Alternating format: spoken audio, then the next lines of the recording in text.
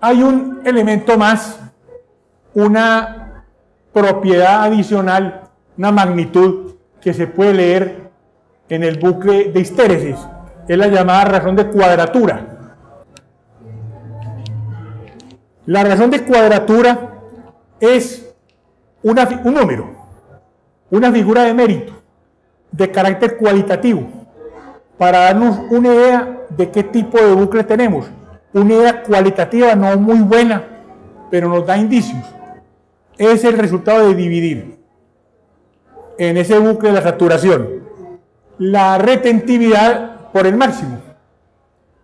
Esa es la fracción entre la cantidad retenida en ese bucle B del bucle de saturación y el máximo.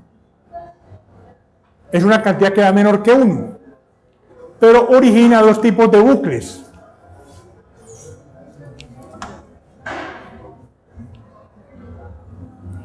Un bucle de este estilo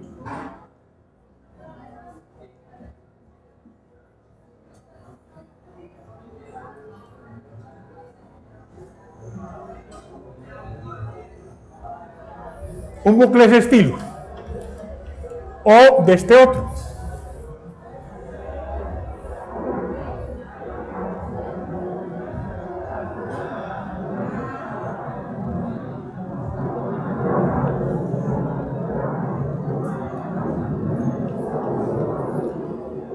En esa razón de cuadratura se separa mucho de la unidad. Al dividir estas dos cantidades, más bien se acerca a 0 que a 1. Este tipo de materiales reciben el nombre de blandos.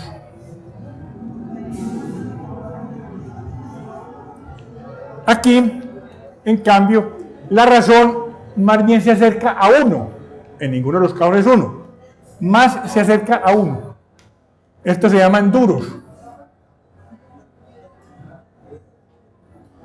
¿De dónde el par de palabras? Yo aprieto esta botella y es blanda. Más duro este marcador. No me refiero a ese tipo de blandura y dureza. No me refiero a propiedades mecánicas.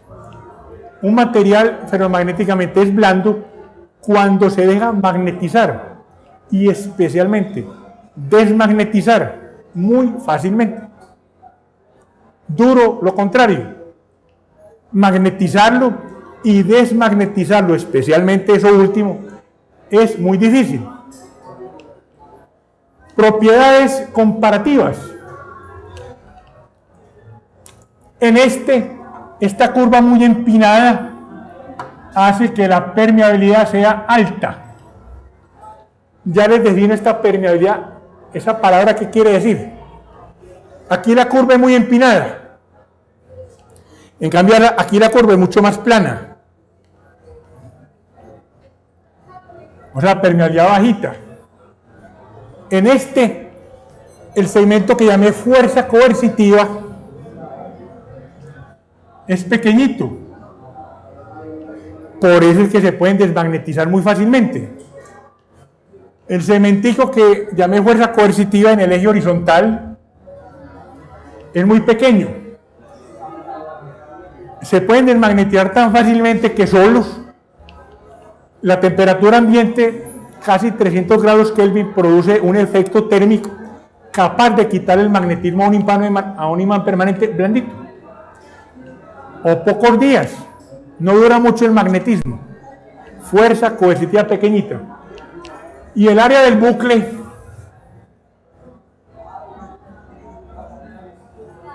también pequeño. El área encerrada por este bucle es muy pequeña. Las tres cantidades comparadas con el material duro. En este duro, la fuerza coercitiva es muy grande. Este segmento, muy grande. Por eso, magnetizarlos y desmagnetizarlos es muy difícil. Ese par de gráficas que hice no están a escala. Por ejemplo, En un material blando, esto podría ser, este segmentico podría ser 50, 100 amperios vuelta. Amperios, la palabra vuelta se suele agregar para indicar que proviene de un arrollamiento, una bobina. Amperio sobre metro. H en amperios metro, amperio sobre metro, del orden de 50 a 100 un material blando. Pero este segmento podría ser 100.000. O sea, a escala. Este segmento podría ser 2000 veces este. Pongamos que este mide pues 1 centímetro. Este medía 2 metros. Entonces el bucle Histérès pues sería desde por aquí hasta por allá. Por lo que el área también es muy grande. Es decir, en estos, el área que es el trabajo que se convierte en calor es grandísimo, y en estos más pequeños. Una vez que se encontró a qué se debía el calor en esas máquinas, y que se encontró que los materiales duros disipan más, pues ¿qué hay que hacer? Materiales blandos. El hierro de la época, estamos hablando del siglo XIX, después de 1831. ¿Qué propósito tenía el hierro de la época? El que se conseguía. Herramientas de labranza, herramientas de cocina, herramientas de un taller de cerrajería, de carpintería, herramientas. Se utilizaban en armamento, cañones, fusiles, pistolas. Se utilizaban en construcción, para amarrar refuerzos. Todo lo que he mencionado tiene una característica: es un hierro resistente, que aguante pues el trajín. Piensen ustedes en un cañón que es muy resistente. Ese hierro es duro. Ese es un hierro de estas características. Disipa mucha energía. O sea, no nos sirve eso. ¿Qué se necesita? Un hierro blando. Un material ferromagnéticamente blando. ¿Y esos cuáles son? Son básicamente los ferromagnéticos, hierro, níquel y cobalto puros. El pues más común, hierro puro. ¿Qué quiere hierro puro? Pues que sea 100% hierro en la medida de lo posible, que no tenga trazas de otros materiales. Producir hierro 100% puro es costoso. Pues es un proceso metalúrgico que le quita, llamémoslo así, el mugre, las impurezas. Se trataba entonces de tener ese tipo de hierro, y como es muy costoso, pues habrá que hacer un compromiso entre el costo y su blandura. Entonces son materiales como estos los que se emplean en las máquinas, porque disipan poco. Máquinas, transformadores, etc. ¿Y para qué sirven los otros?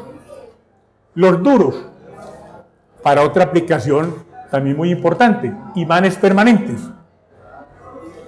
Que se me ocurra, se utilizan por ejemplo en parlantes, en bocinas de teléfonos, en dispositivos médicos, en instrumentos de medida, amperímetros, voltímetros, etc. Se utilizan particularmente en batímetros. Y hay una cosa muy interesante que desarrolló la investigación sobre estos materiales. A finales del siglo XIX, un negocio nuevo y floreciente era vender energía. Se inventó la bombilla eléctrica, o se mejoró pues realmente por Thomas Alva Edison. La gente quería tener ese nuevo invento: luz en la casa por la noche, maravilloso, en lugar de velas. El riesgo de las velas, además el incendio. Estudiar con las velas, efectivamente, es quemarse las pestañas. Ahora había luz, entonces había que comprarla. La compañía de energía le llevaba luz, inclusive para máquinas. Entonces, el negocio de la compañía que suministraba la energía, pues era venderla, cobrar por la energía. ¿Y cómo se cobraba? Había que crear un instrumento para medir, el batímetro. Entonces Todos tenemos en la casa un contador que mide los kilovatios hora, kilovatios potencia, kilovatios hora de energía que consumimos, un instrumentico ahí volteando. Bueno, los primeros muy artesanales, obvio, pues un invento que es incipiente, usaban imanes permanentes. Se dieron cuenta, la compañía se dio cuenta, que con el paso del tiempo ese imán iba perdiendo propiedades, se va desmagnetizando. Todo imán, y permanente, todo imán, crea condiciones él mismo para irse desmagnetizando. Un proceso que se llama envejecimiento del imán. Puede desmagnetizar de un día para otro, o en millones de años. Precisamente uno de los varios relojes geológicos tiene que ver con el magnetismo. Un geólogo toma una piedra, la examina y tiene 3.000 millones de años. ¿Y cómo supo? Bueno, hay unos relojes, unos son radioactivos, otros son con el magnetismo, que lo miden. Se van desmagnetizando. Encontraron los dueños de esas compañías que vendían energía eléctrica que los imanes que usaban se iban perdiendo propiedades y el medidor estaba cobrando menos. El usuario consumía más, le cobraban menos. Digo yo que si hubiera sido al revés, no corrigen el asunto. Era necesario entonces tener imanes más duraderos. ¿Y cómo los creamos? Empiezan la investigación y hay unos muy importantes, que es una mezcla alnicos, aluminio, níquel y cobalto. En diferentes proporciones hay muchos alnicos, 1, 2, 3, 4, varios, cuya característica es imanes permanentes muy duraderos, que se fueron utilizando en esos instrumentos. Entonces, la razón de cuadratura es una figura cualitativa que nos permite distinguir como el tipo de bucle del que se habla. Finalmente, y terminemos aquí esta clase, utilicé la palabra permeabilidad diciendo que en los blandos es grande y en los duros bajita. ¿Qué quiere decir permeabilidad en el contexto que estoy manejando? Materiales ferromagnéticos.